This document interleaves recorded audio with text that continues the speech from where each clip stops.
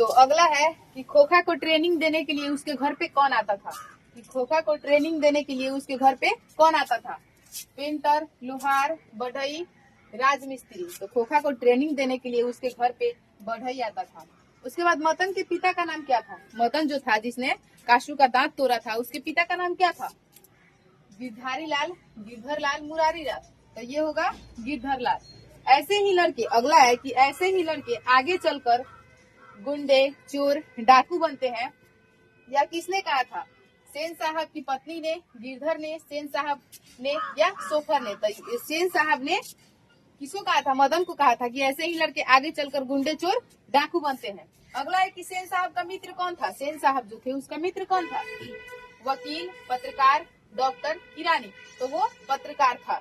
अगला है कि गिरधर लाल क्या थे। गिरधर लाल जो थे वो सेन साहब के क्या थे। तो सेन साहब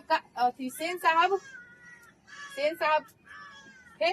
उसके बाद में सेन साहब के फैक्ट्री में किरानी थे। गिरधर लाल जो थे वो सेन साहब के फैक्ट्री में एक किरानी थे। उसके बाद है कि लड़कियां क्या है, कठपुतली। इस बात पर किसे गर्व था। लड़कियां जो है एक कठपुतली के समान है। इस बात पे किसे गर्व था।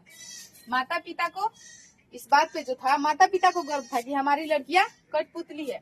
उसके बाद किसी से सेन साहब की मोटर कार को कोई खतरा नहीं था। सेन साहब की जो मोटर कार थी काले रंग की 7,500 की, उससे किसको, कौन जो था जिससे कि खतरा नहीं था। तो उनको अपनी कार की जो थी, अपनी पुत्रियों मतलब कि लड़कियों से कोई खतरा नहीं था। जिसको क्या बोले, खोखी से कोई खतरा नहीं था। खोखा खोखी किस भाषा का शब्द है। खोखा खोखी जो है वो किस भाषा का शब्द है। तो खोखा खोखी जो है बांग्ला भाषा की शब्द है, जिसका कहानी है कि